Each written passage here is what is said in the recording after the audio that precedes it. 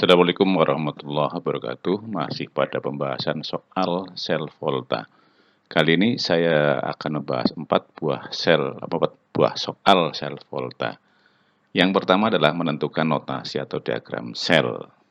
Walaupun ini sudah di video sebelumnya, tapi tidak apa-apa lah, kita ulangi lagi. Nih, ada soal tahun 2009 masuk perguruan tinggi nih ya. Ada gambar sel volta yang disertai dengan datanya. Kemudian pertanyaannya, kita diminta menentukan diagram sel yang benar itu yang mana. Nah, dari gambar kita diminta menentukan diagram sel. Maka yang harus kita cermati pertama adalah harga E0 masing-masing elektroda ini atau masing-masing logam ini. Nah, dengan melihat atau dengan mencari yang lebih kecil, yaitu ini nilainya, maka ini nanti yang akan dibalik atau mengalami oksidasi. Jadi nanti Cu akan mengalami oksidasi atau dibalik sebagai anoda, sedangkan Ag-nya nanti akan mengalami reduksi atau sebagai katoda. Nah, karena ini akan dibalik, maka kalau dibalik akan jadi begini. Cu menjadi Cu2 plus 2 elektron, atau Cu melepaskan elektron. Melepaskan elektron adalah oksidasi. Harga E0-nya jadi min sekian gitu ya.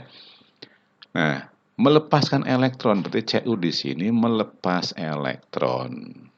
Dilepaskan kemana? Akan dilepaskan ke sini. Jadi Cu melepas elektron, ini Cu melepas elektron menjadi Cu2 plus. Nah, Cu2 plus inilah yang masuk ke dalam larutan sini, bercampur dengan CuNO3. Nah, elektronnya lari ke sini. Nanti akan bereaksi dengan ion Ag dalam larutan, dari larutan. Reaksinya begini, Ag plus elektron menjadi Ag. Ya. Karena elektron ini berasal dari Cu, maka Cu disebut sumber elektron, maka disebut kutub. Sumber elektron adalah kutub negatif. Sedangkan Ag adalah kutub positif. Atau ini anoda, ini katoda. Nah, pertanyaan di soal ini adalah diagram mana yang benar? Maka yang benar adalah jika Cu mengalami oksidasi, yaitu dari Cu berubah menjadi Cu2 plus. Nah, yang ada Cu menjadi Cu2 plus yang mana? Yaitu yang A dan B ini. A dan B. Ag-nya mengalami reduksi dari Ag plus ke Ag. Lalu ini yang A ada angka 2-nya. Ingat-ingat bahwa penulisan diagram itu tidak melibatkan koefisien reaksinya. Jadi yang dipilih adalah yang ini, yang B gitu ya. Selanjutnya nomor berikutnya masih gambarnya sama, yang diminta mencari harga E0 sel dari rangkaian ini. Yaitu E0 sel itu kalau digunakan rumus E0 terbesar dengan E0 yang kecil. Nah, yang besar adalah ini, yang kecil ini, maka plus 0,80 dikurangi plus 0,34 sama dengan plus 0,46. Maka jawabannya yang A. Oke. Selanjutnya yang ketiga, menentukan bereaksi atau tidak bereaksi. Nah, ada data begini, ada 4 data. Data E0. Diminta reaksi yang dapat berlangsung pada keadaan standar. Yang dapat berlangsung itu jika sesuai dengan datanya ini. Untuk reaksi pertama, Fe dengan Zn, berarti Fe nomor 1, Zn nomor 3. Lihat harga N0-nya. Oh, ternyata N0 Zn lebih kecil. Maka ini nanti harus reaksinya dibalik. Tidak begini, tapi Zn menjadi Zn2+. Nah, kita lihat ke sini. Betul ya, ini Zn, dibalik ini menjadi Zn2+. Berarti reaksi nomor 1. Oke. Reaksi nomor 2, Pp dengan Fe. Pp dengan Fe, kita lihat harga E0-nya lebih kecil Fe. Maka Fe nanti harus dibalik, tidak begini. Tapi Fe menjadi Fe2+. Kita lihat Fe menjadi Fe2+. Cocok ini.